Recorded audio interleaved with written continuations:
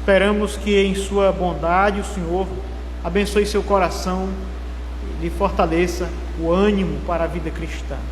Lucas capítulo 5, versículo 12 em diante é o texto que tomamos para a nossa meditação nesta noite, onde lemos assim, meus irmãos: Aconteceu que, estando ele numa das cidades, veio à sua presença um homem coberto de lepra. Ao ver a Jesus prostrando-se com o rosto em terra, suplicou-lhe: Senhor, se queres, podes purificar-me. E ele, estendendo a mão, tocou-lhe, dizendo: Quero, fica limpo. E no mesmo instante lhe desapareceu a lepra. Ordenou-lhe Jesus que a ninguém dissesse: Mas vai, disse, mostra-te ao sacerdote e oferece pela tua purificação o sacrifício que Moisés determinou para servir de testemunho ao povo.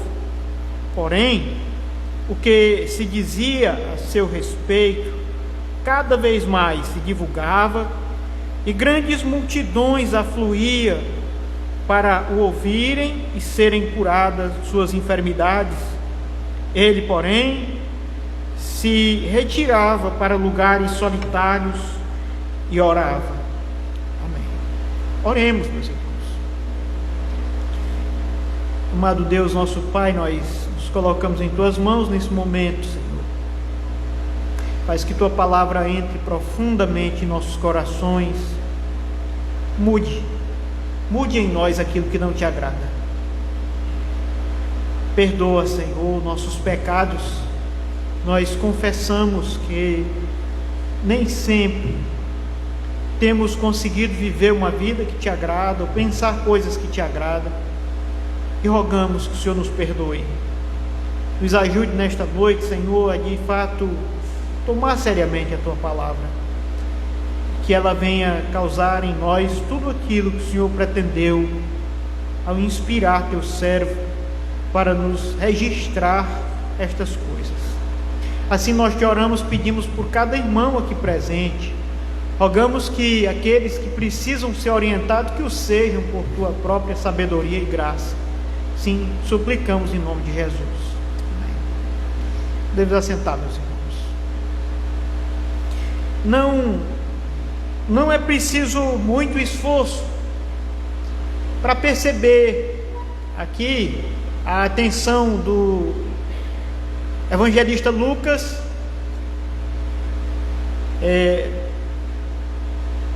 chamando a gente a pensar sobre o que Jesus quer, né?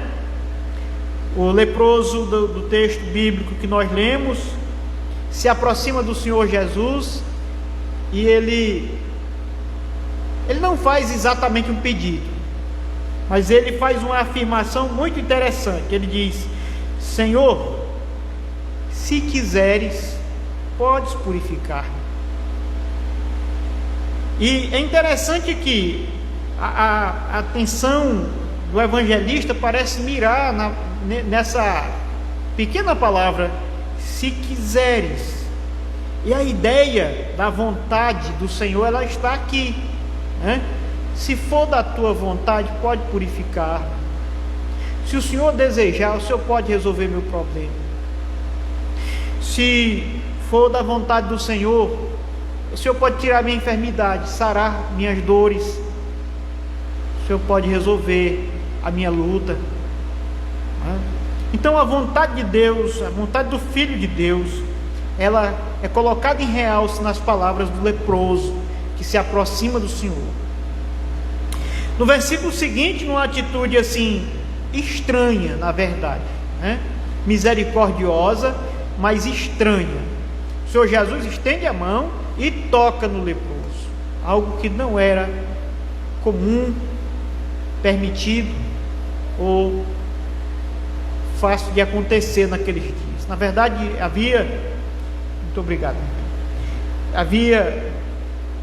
na legislação dos judeus, porque o Antigo Testamento é também um texto de leis dos judeus, né? É também o Código de Direito Civil, né? O Código de tributos, o código de direito religioso, né? É o código de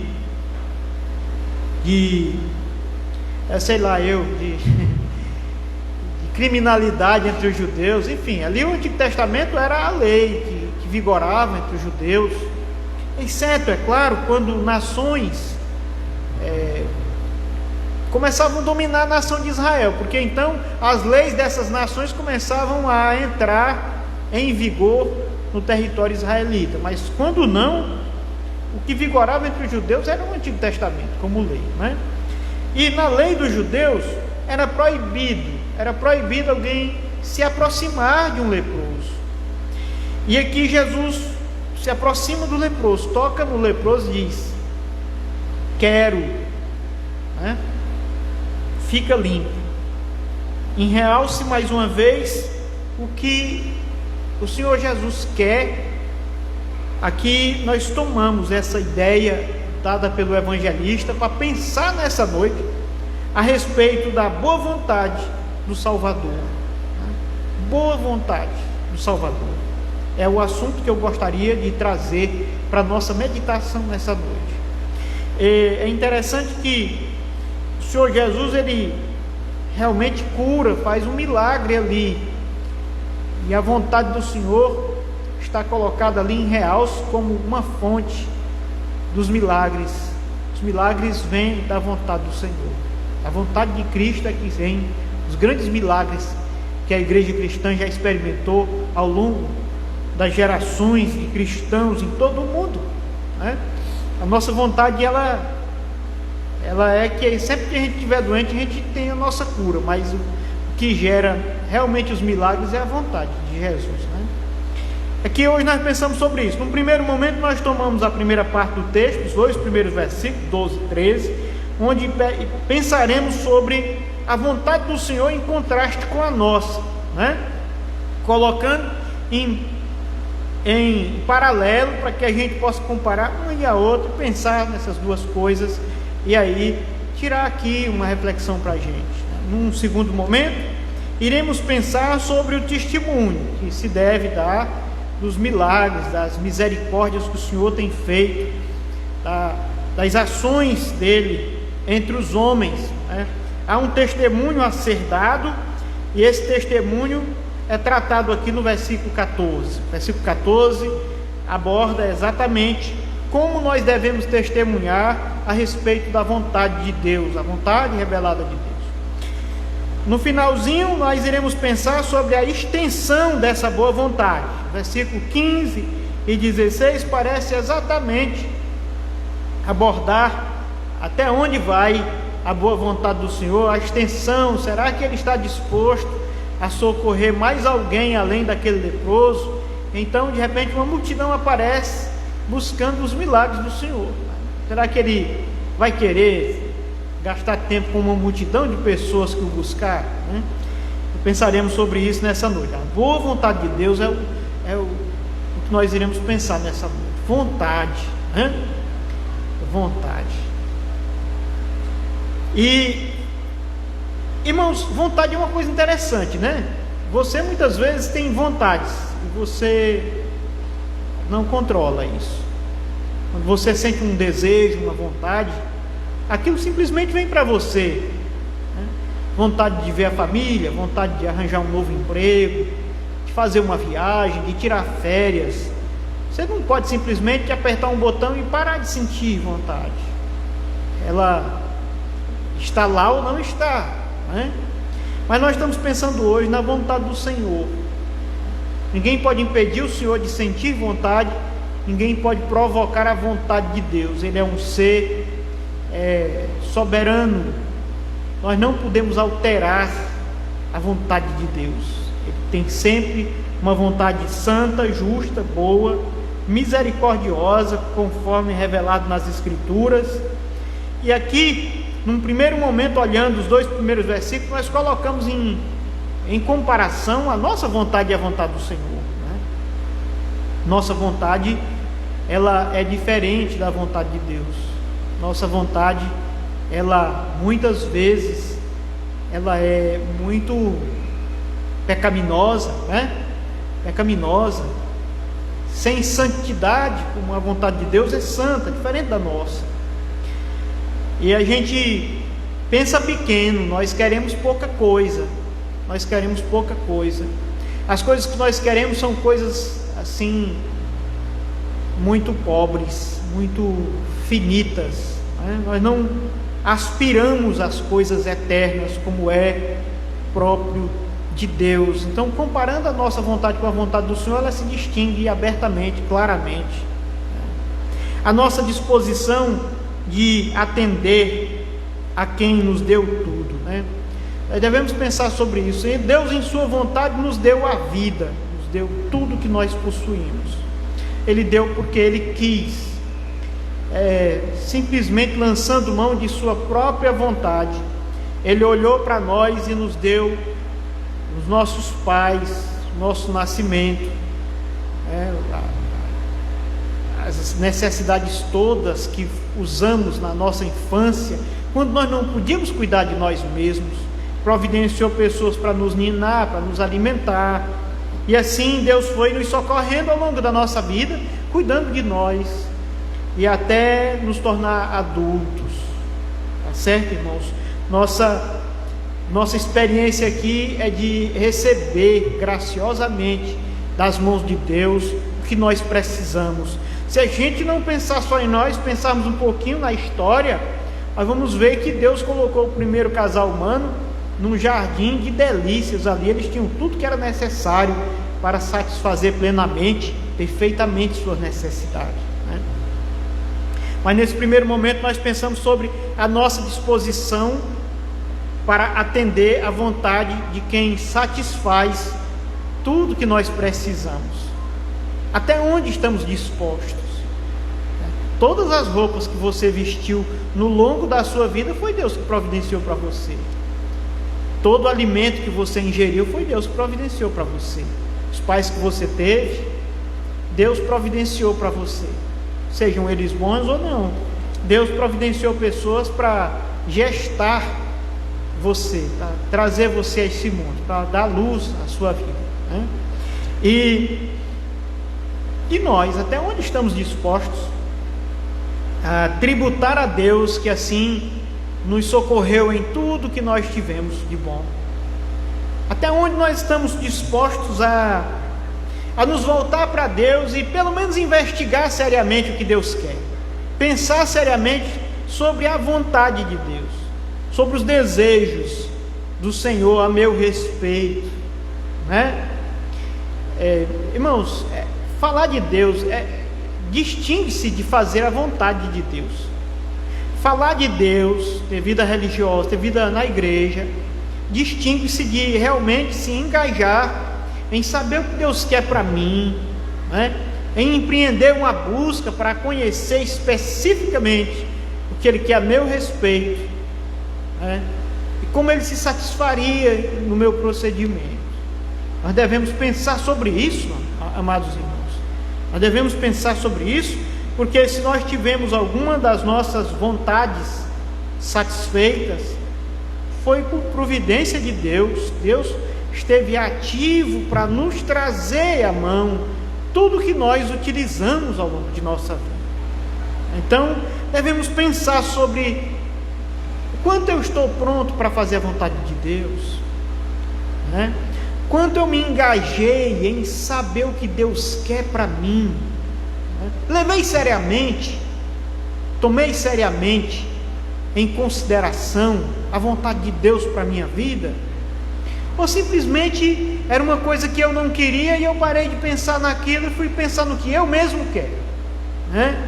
Nós devemos pensar nisso, irmãos. Hoje o texto bíblico que nos traz uma reflexão sobre a boa vontade de Deus traz aqui para nós um convite para pensarmos em nossa própria vontade de atender à vontade de Deus e ouvi-lo, de se engajar em saber o que Ele quer para mim, né? Lhe convido hoje a pensar nisso, a não se desviar daquilo que Deus quer para você, a orar a esse respeito. Porque se você procurar saber o que Deus quer para a sua vida, eu queria lhe dizer, lhe garantir, como quem já tem uma certa experiência nisso, que você vai ficar sabendo a vontade de Deus, e ela não parecerá fácil para você. Quando você souber essa vontade de Deus, você vê que ela não é fácil, simplesmente não passe a pensar em outras coisas, evitando essas áreas de desconforto não, né? Na hora que você souber, converse com Deus a esse respeito, diga para Ele: Senhor, parece difícil isso para mim, né? Senhor, me ajude nisso. Nós vemos Jesus fazendo isso na leitura que o mestre fez nessa noite. Ele vai ao jardim do Getsemane e ali se prostra e diz: Senhor, passa de mim este cálice. Se possível, passa de mim este cálice. E ele vai, nesse processo de oração, ganhando vigor espiritual para dizer: seja feita a tua vontade. Na oração do Pai Nosso, todos nós fomos orientados pelo Senhor Jesus a dizer: seja feita a tua vontade, a tua vontade. Seja feita a tua vontade. Nós precisamos dizer isso, porque fazer a vontade de Deus não está ao alcance de nosso poder humano. Nós precisamos orar a esse respeito. Venha a nós o teu reino. Senhor, reina sobre mim, comanda a minha vida, dirige os meus passos, não me deixe a mercê das imaginações do meu pensamento, não me deixe a mercê da minha própria vontade tortuosa, pecaminosa.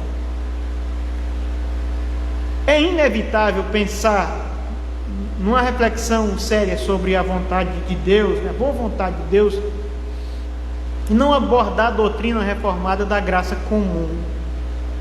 A doutrina da graça comum é aquela doutrina que nós encontramos abundantemente na Escritura, dizendo que Deus alimenta até os leões, né? Deus alimenta, Deus cuida de todas as coisas deste mundo. Deus faz correr rios no deserto, né? Faz a mulher estéril habitar como alegre mãe de filhos. Deus faz erguer-se do céu o seu sol sobre maus e bons, e vir a sua chuva sobre justos e injustos. Ele, com sua graça comum, alimenta até os maus. A vontade dele certamente tem grande projeção nesse ato de sua graça comum. Em sua graça comum, ele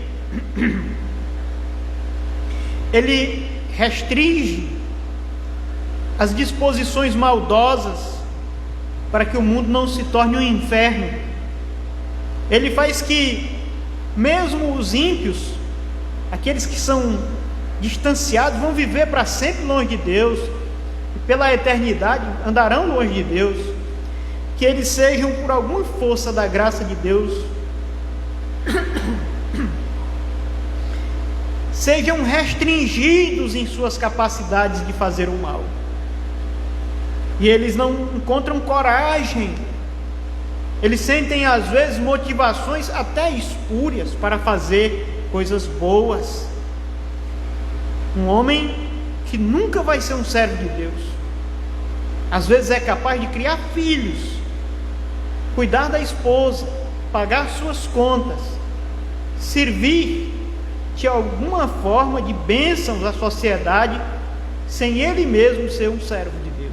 A graça comum, ela se estende sobre todos os seres, cuidando de todos, às vezes alimentando maus e bons, às vezes restringindo a maldade, às vezes provocando a bondade, até com más intenções, né? Às vezes até para se orgulhar do que fez, mas algum bem fez. Assim, irmãos, a vontade de Deus se mostra bem fazeja, mesmo para homens que não são servos de Deus, mesmo para pessoas, seja homem ou mulher, que nunca andará nos caminhos do Senhor, encontrará em alguma medida condição de ministrar o bem ao mundo, de trazer benefício, porque não há um ser criado por Deus que não fulgure nele grandes lampejos da glória de Deus, abundante por todos os lados, por todos os rincões desse mundo. Há marcas profundas de seu Criador bondoso, que em sua boa vontade se expressa em todas as suas criaturas, por todas as suas criaturas e em favor de todas elas. Uma bondade magistral que nos assiste a todos, seus livramentos, a sua ação, a sua coação, a sua presença benfazeja é sentida mesmo no bisturi do ateu, na mão que o pagão usa para levantar para o ídolo, mas também para fazer bem àquele que foi confiado a ele para criar, para ser sua esposa, para ser um beneficiário de sua profissão. Cada um dos seres desse mundo, pela vontade de Deus, são alvos de sua graça comum, atuante irrefreavelmente. Ela não para um só momento.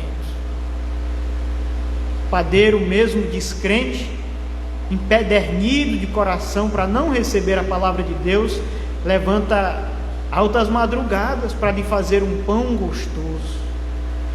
Não vem dele. É a graça comum de Deus, agindo em todos, por todos, e em benefício de cada um de nós. Podemos dizer a cada pão que comemos, com toda verdade, graças a Deus. Seria um erro se não fosse Deus manejando aquele padeiro, né? Mas a graça comum faz que, seja ele crente ou não, ele possa prestar um bom serviço nesse mundo. Estamos falando sobre a boa vontade de Deus em contraste com a nossa, e vimos que a vontade dele se distingue da nossa, mas ela atua em nós para fazer o bem, independente da nossa, por sua graça comum. E nós devemos dar um passo mais e ver aqui a nossa vontade, né? O que tem de errado com ela? O que tem de mal em nós? Há uma clara indicação na Escritura que a nossa vontade, o que tem de errado com ela é a sua escravidão ao pecado, desde que os nossos primeiros pais lançaram mão do fruto proibido. O leproso aqui chega para o Senhor Jesus e considera a vontade dele: Senhor, se quiseres, pode fazer-me limpo. Ele não diz assim: Senhor, me faça limpo. Ele afirma o grande poder do Filho de Deus. Mas em nós não há poder, irmãos. Enquanto o Filho de Deus, se quiser, pode fazer o bem, nós, por causa da corrupção da nossa vontade, da escravidão de nossa vontade sob o poder do pecado, nós não podemos querer senão coisas más para nós. A nossa vontade está corrompida. E mesmo quando nós desejamos fazer o bem, nós corrompemos aquilo e nos orgulhamos, e ao invés de aquilo resultar em louvor a Deus, queremos que aquilo proporcione louvor a nós próprios. Nós não fomos criados para provocar louvor a nós próprios. A finalidade última e principal de cada ser humano é elevar os mais sonoros louvores ao seu Criador, é enaltecer a Deus das intenções aos atos manifestos, exaltar o seu Criador, bendizer a Deus, fazer com que todos vejam em seus atos, em sua pessoa, a fulgurante glória de Deus com tal proporção que seja esquecido o instrumento que Deus está utilizando para expressar a sua boa vontade no mundo. mas escravizado em nossa vontade, cada coisa boa que nós fazemos, queremos uma parcela do louvor para nós, e assim corrompemos a cada passo coisas que poderiam ser maravilhosas nos nossos atos, coisas boas feitas com intenções ruins, coisas ruins na nossa confusão feitas muitas vezes com intenções boas, e assim somos vendidos ao pecado em nossa vontade de forma geral. Essa é a situação nossa em comparação com a vontade do Senhor. Enquanto Ele, se quiser, pode tornar um homem limpo, o homem não pode se tornar senão sujo a cada passo que dá. O homem não pode fazer senão a corrupção de si mesmo.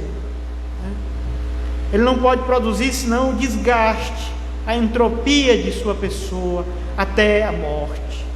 Nós nos dirigimos para a morte exatamente pela corrupção do nosso ser, pela maldade da nossa vontade humana corrompida. E temos aqui essa consideração quando pensamos sobre a boa vontade de Deus. E aí nós temos aqui, irmãos, uma condição de analisar, né, como nós estamos e como precisamos do nosso Deus para nos ajudar, como estamos feridos e como precisamos do nosso pastor para sarar nossas feridas, nos colocar nos ombros e nos levar ao Pai. O pastor que me refiro é Jesus. Eles me chamam constantemente do pastor para evitar a confusão. Eu digo, nós precisamos do pastor, mas o pastor que nós precisamos é Jesus. É dele que precisamos. Precisamos tanto de Jesus para curar nossa chaga profunda e nos levar seguro para o redil. Precisamos do Senhor. E aqui o leproso da nossa história diz exatamente isso: Senhor, se o Senhor quiser, o Senhor pode me purificar. O Senhor pode. Eu não posso senão ser um leproso, mas o Senhor pode me purificar. Como não era mais segredo para ninguém que Jesus podia purificá-lo, estava bem claro que a lepra do homem doente não podia contaminá-lo. E como já tinha se desvelado este fato de que no Senhor não habita corrupção alguma poderia entrar no Mestre, no Filho de Deus, então ele estende a mão para o corrupto e lhe toca e diz: quero ser limpo, ser limpo.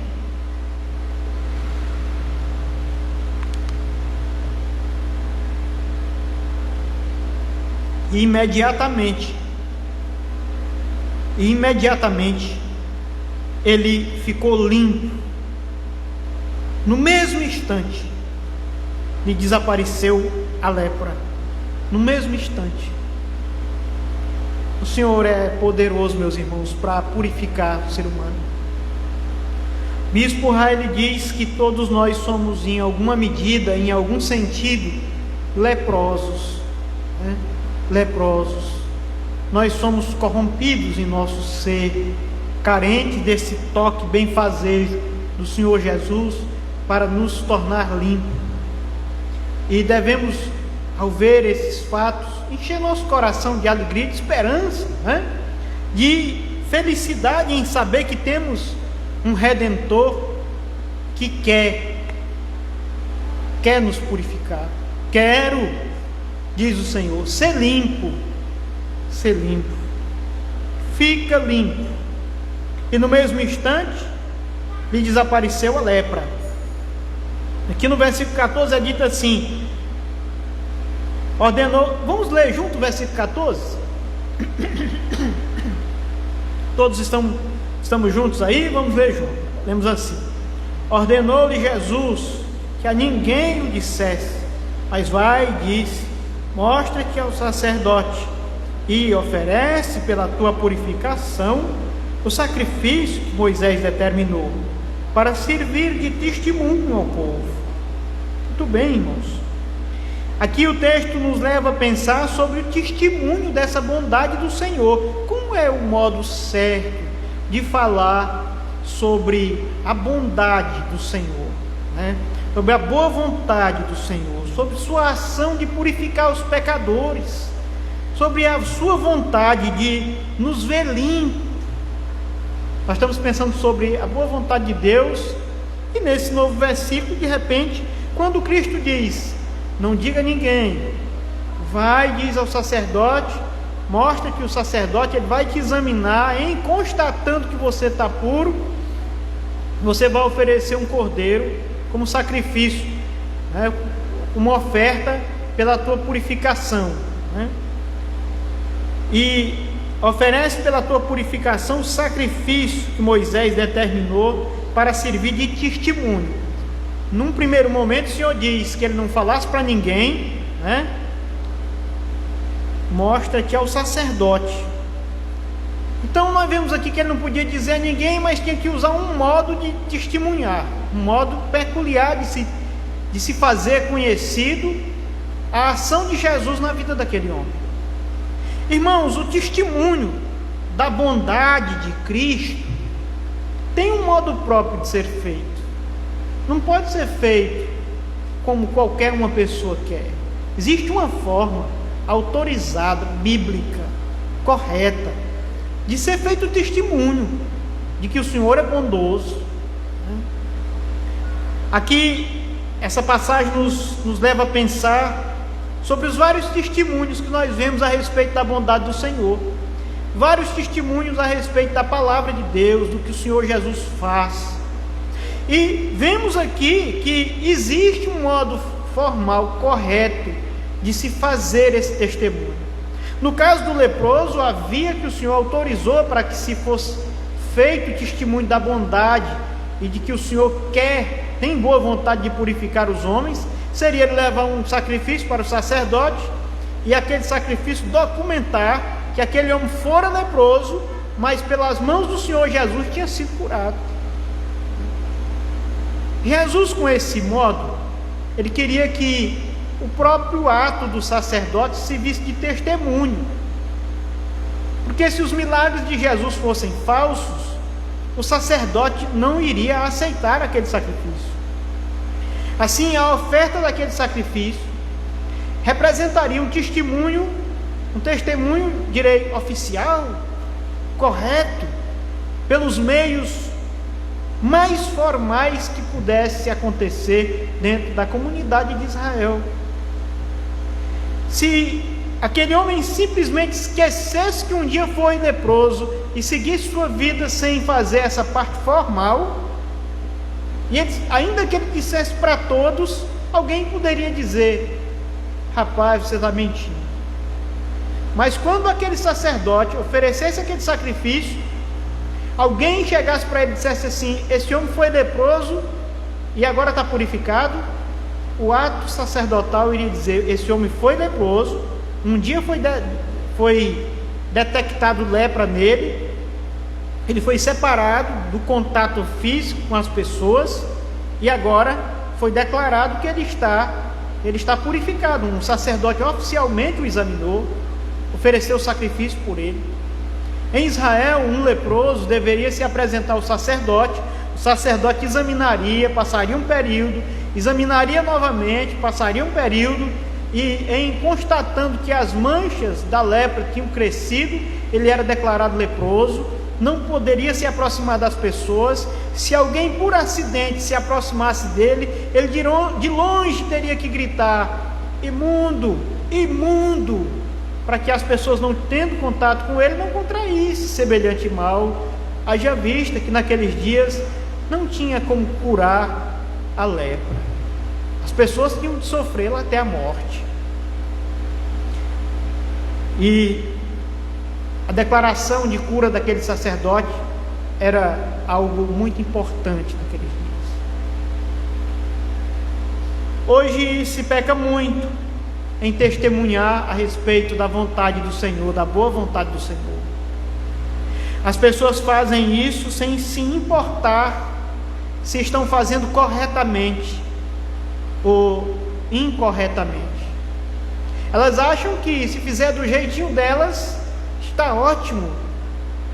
A nossa comunidade de pregadores de hoje tem homens que estão anunciando a bondade do Senhor, a sua boa vontade, de uma forma tão estranha ao modo bíblico, que chega a se confundir com loucura o anúncio da bondade do Senhor.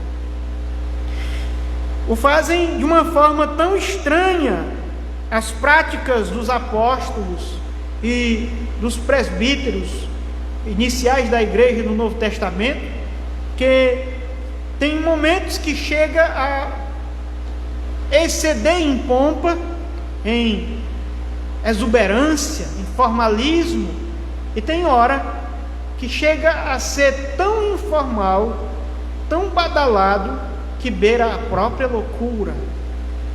Mas, meus irmãos, há um modo próprio de se anunciar a bondade, há uma forma própria de se proclamar a boa vontade de Deus, o evangelho da nossa salvação. O testemunho precisa ser feito de tal maneira que a glória nunca resulte para os homens. O testemunho precisa ser feito de tal maneira que todos os meios oficiais o possam reconhecer, o possam ouvir e não tenham como negar que o testemunho foi feito. Os modos oficiais nem sempre aprovarão o testemunho, mas eles sempre terão de reconhecer que o testemunho foi feito. Sempre temos que oferecer a rigor tudo que é necessário para que as pessoas tenham uma clara indicação de que o Senhor tem desejo de purificar a maldade, as enfermidades, o mal do mundo, a lepra do pecado, as iniquidades do mundo. Precisamos dizer claramente, ainda que os homens à nossa volta amem tanto o pecado que fechem os ouvidos, tapem seus ouvidos para não ouvir o testemunho, precisam ouvir de uma maneira tão nobre, tão digna, que não reste nenhum louvor para o homem, mas todo louvor seja dado a quem enviou o testemunho. Não falamos da nossa parte. Nenhum louvor, nenhuma elegância da palavra de Deus se presta direito aos homens. Ela é toda para a glória de Deus, toda para a glória de Deus. Os homens que anunciam não seriam o que são se a palavra de Deus não os tivesse tratado. É porque foram purificados que eles têm condição de anunciar. Se eles não tivessem sido tratados, o que eles seriam senão leprosos, imundos? Eu digo isso a meu próprio respeito. Não resta louvor nenhum para os homens. Aquele que anuncia a boa vontade do Senhor purificar os homens, se não tivessem sido purificados pelo Senhor, seriam imundos. Me incluo nesse rol. Nós temos que anunciar com tanta humildade quanto possível, porque fomos purificados sem merecer. Por pura boa vontade, anunciamos a boa vontade daquele que em sua boa vontade nos purificou dos nossos pecados, nos fez novas criaturas. E é interessante aqui, irmãos, que esse homem deveria levar um cordeiro para o sacerdote formalmente registrar ali aquele homem como um homem limpo, e o cordeiro do testemunho era o testemunho do cordeiro, né? Aquele cordeiro iria testemunhar que Jesus é o cordeiro de Deus que tira a lepra dos homens, o pecado do mundo, e que reverte o estado de pecado e de miséria num estado de graça e de salvação que não está ao alcance de homem algum fazer tamanha mudança na experiência de nenhum de nós. Solos Cristos, somente o Cristo pode purificar o ser humano de seus pecados. Não resta louvor nenhum para os homens que, deixando as suas lepras do pecado, se unem ao Senhor. Estou usando aqui de uma forma figurada, mas na experiência desse homem era literalmente a lepra. Era de fato a infecção da lepra. Era a lepra. Era a hanseníase. Aquele homem estava realmente doente. Seu corpo foi purificado. Um novo passo nós devemos dar na análise do nosso texto, olhando para os versículos 15 e 16. Eu posso ler com os meus irmãos? Podemos ler juntos? 15 nos diz assim: porém, o que se dizia a seu respeito cada vez mais se divulgava, e grandes multidões afluíam para ouvirem e serem curadas de suas enfermidades. Ele, porém, se retirava para lugares solitários e orava.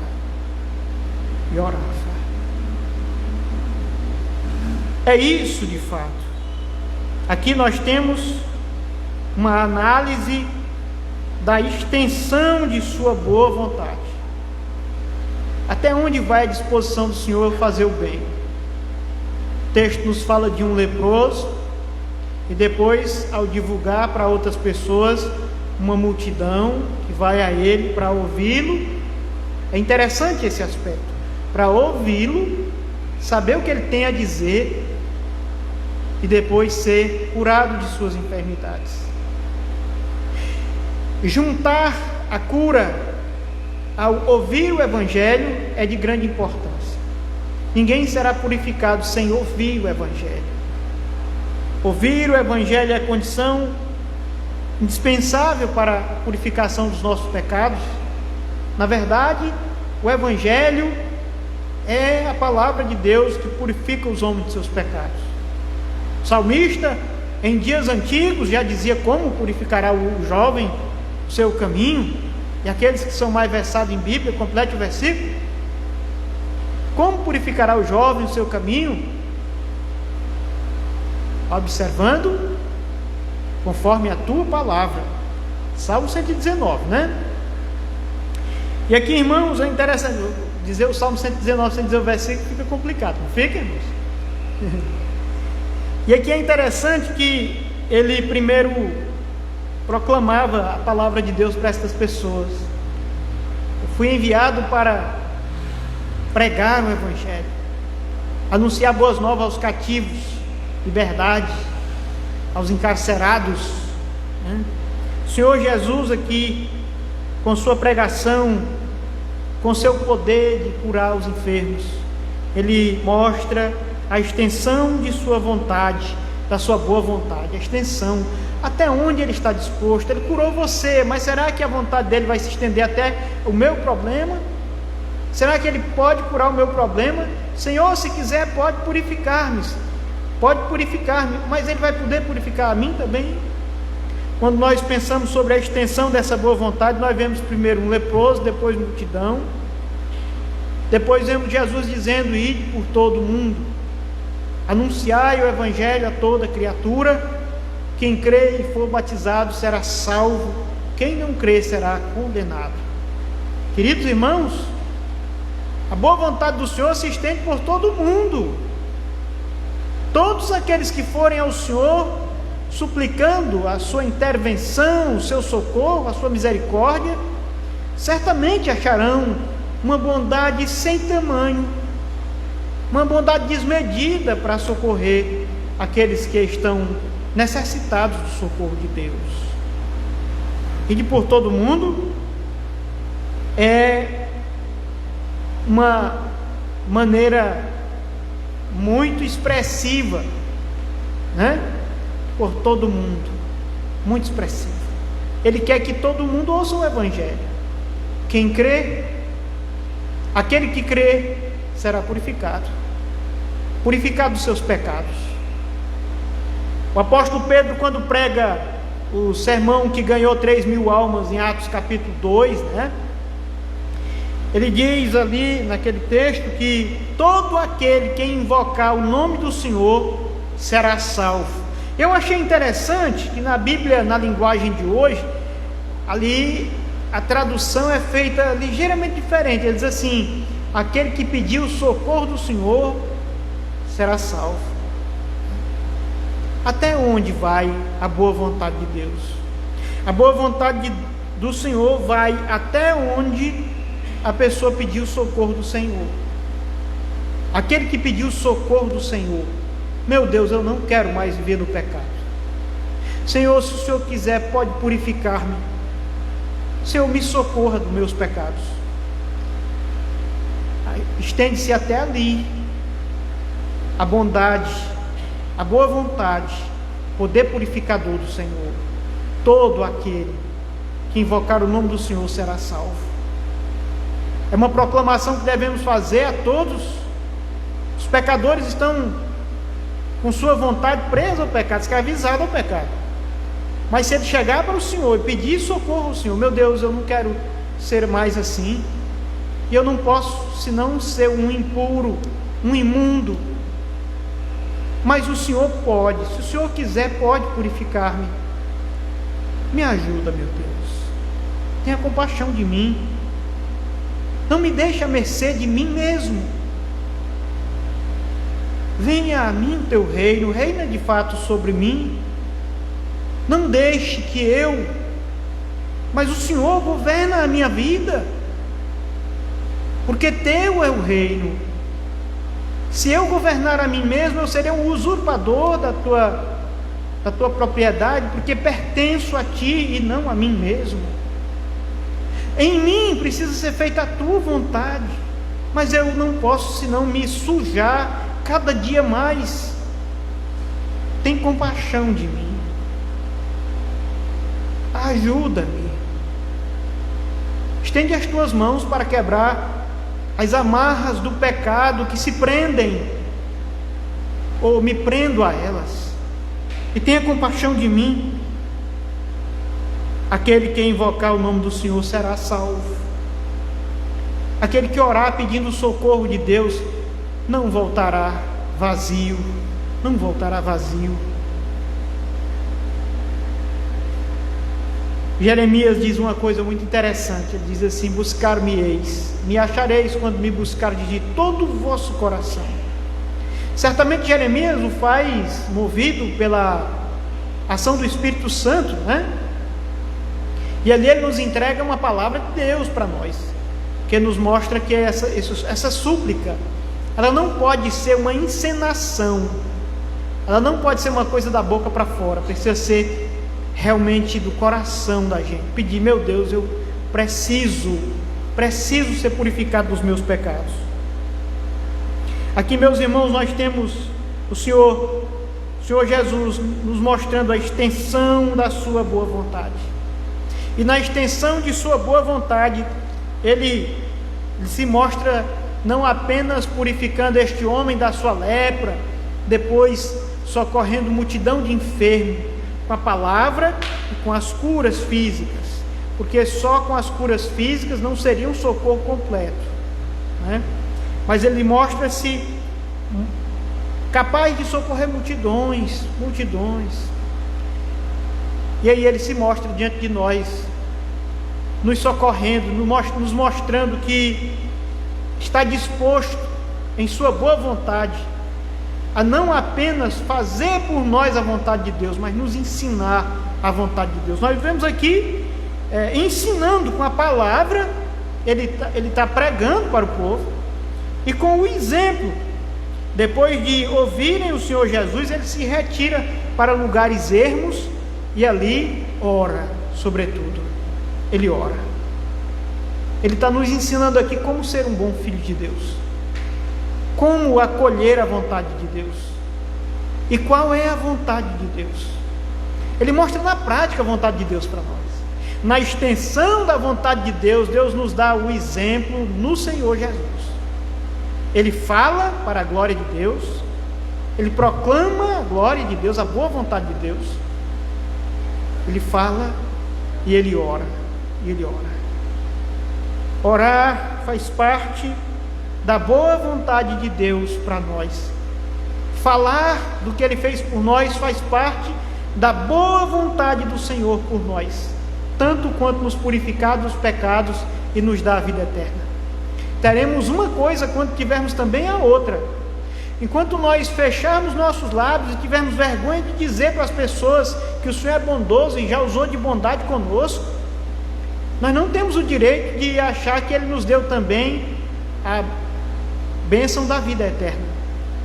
Aqueles que têm o direito à vida eterna não silenciarão a respeito de algo tão grande, não silenciarão, falarão. E eles não se contentarão em dizer apenas aos homens à sua volta.